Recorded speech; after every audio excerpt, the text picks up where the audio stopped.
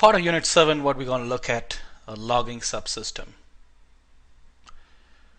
Part of the unit, we're going to look at the default log file location, some of the built-in handlers such as periodic rotated file handlers, size rotating file handlers, and also asynchronous log file handlers.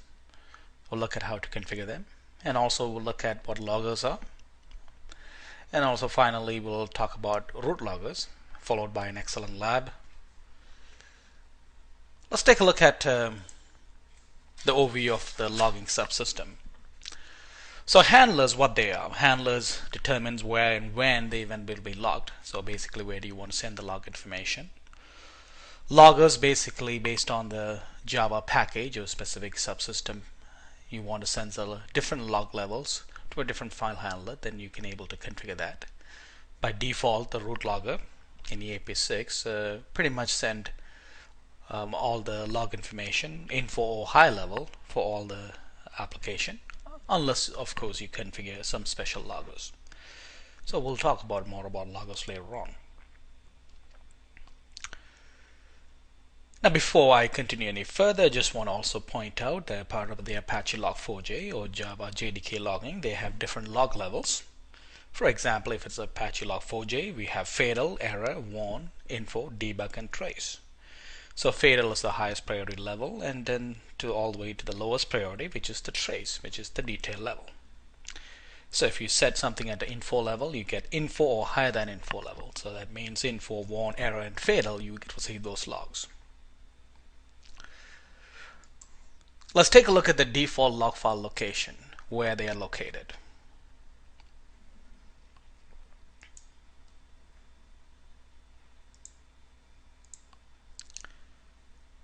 If it's a standalone environment, it is actually under the standalone folder. You will find a log folder.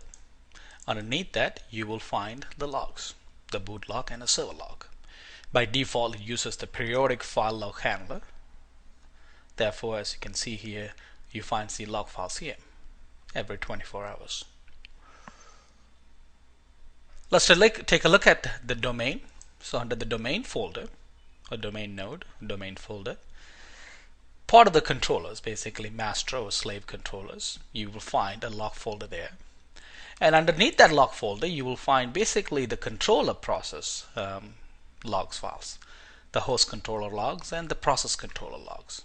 The host controller logs pretty much have the communication information to the host.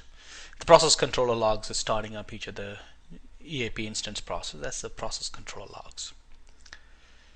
Then finally, in the domain mode, for each of the servers, so as you can see here, under the domain node, I have a servers folder.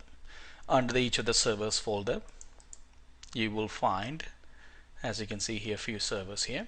You can find a log folder, just like the standalone mode, and then you will find the boot log and server log, and then any kind of archive logs.